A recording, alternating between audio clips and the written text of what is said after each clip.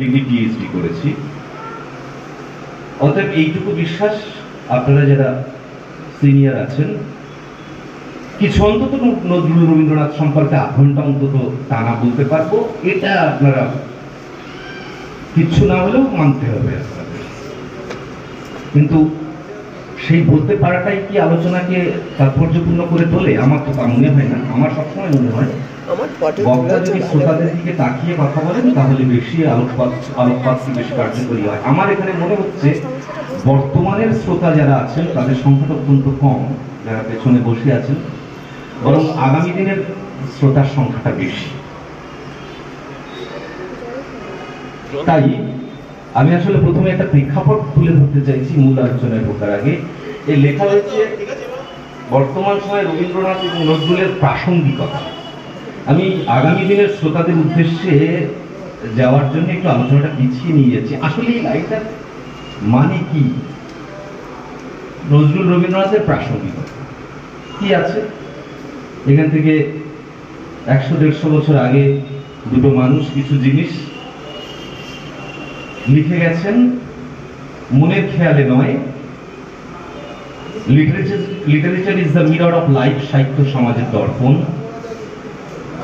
আয়নায় যেমন আমরা আমাদের মুখকে দেখতে পাই, তেমনি সাহিত্যে সমাজের মুখকে দেখা যায়। তাই সচেতন সাহিত্যিক মানেই তিনি তার সাহিত্যের মধ্যে সমাজকে তুলে ধরবেন, এ বিষয়ে আলোচনার কোনো অবকাশ রাখে না। অতএব রবীন্দ্রনাথ এবং নজরুল যে তার সময়কালকে তার সাহিত্যের মধ্যে তুলে ধরবেন, এই আলোচনা করে সময় নষ্ট করার প্রয়োজন আছে বলে আমি মনে করছি না। তাহলে সময়কাল যদি তার মধ্যে সাহিত্যের মধ্যে থাকে, সেই সাহিত্যের প্রাসঙ্গিকতা। আমি বলছি এই ফ্যানটা এখান থেকে 100 বছর আগে তৈরি হয়েছিল। আমি ওই আগামী দিনের যারা শ্রোতা তাদের দিকে তাকিয়ে বলছি, এটা শুধু একটা আলোচনার পরিপ্রেক্ষিতে নয়।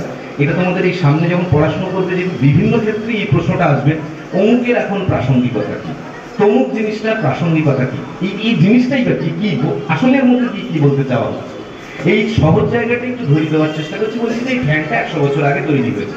এখন আমি তোমাকে জিজ্ঞেস করছি এই ফ্যানটার প্রাসঙ্গিকতা কি? 100 বছর আগে তৈরি হয়েছে।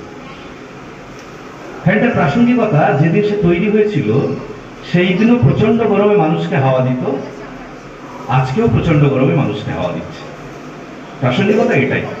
ফ্যানটা যেদিন তৈরি হয়েছিল সেই দিন তার স্ট্রাকচার যেটা ছিল আজকের দিনে সেটা নেই, স্ট্রাকচার বদলেছে। খুব সাম্প্রতিক কালেও যদি যাই, এখান থেকে 15-20 বছর আগে একটা ফোনের যে স্ট্রাকচার ছিল, ফোন যারা কিনতেন যথেষ্ট মোটা থাকতো, এখানে একটা অ্যান্টেনা থাকতো, এই ডিজিটাল স্ক্রিন থাকতো না, এখানে বাটন থাকতো কিছু। যারা ফোন কিনতেন তারা কেউ ফোন পকেটে রাখতেন না, হাতেই রাখতেন, কেননা ফোন তার আছে সেটা দেখানোর জন্য। এবং কেউ তাকে ঠিকানা জিজ্ঞেস করলে তিনি আঙুল দিয়ে বলতেন না, এই যে বাঁ দিক দিয়ে এই সোজা যাবেন, সোজা গিয়ে ডান দিকে রাস্তার গলিটায় ঢুকবেন, ওইটা পুকুর পাড় দিয়ে যাবেন, গিয়ে সোজা গেলে স্টেশন পাবেন। স্টেশনের মাথায় যদি ওঠেন, টিকিট কাটা থাকলে তাহলে ওখান থেকে ট্রেন ধরে নেবেন, আর নাহলে মাথা দিয়ে উঠবেন না, একটু ডান দিকে যাবেন, গিয়ে টিকিট কাউন্টার পাবেন, টিকিট কেটে তারপরে ট্রেনে উঠবেন। এভাবে বলতো না। ওই মোবাইলের অ্যান্টেনাটা নিয়ে এদিক দিয়ে যাবেন, এদিক দিয়ে ডান দিক দিয়ে যাবেন, ডান দিক দিয়ে গিয়ে সোজা বাঁ দিকে যাবেন, বাঁ দিকে গিয়ে স্টেশন পাবেন।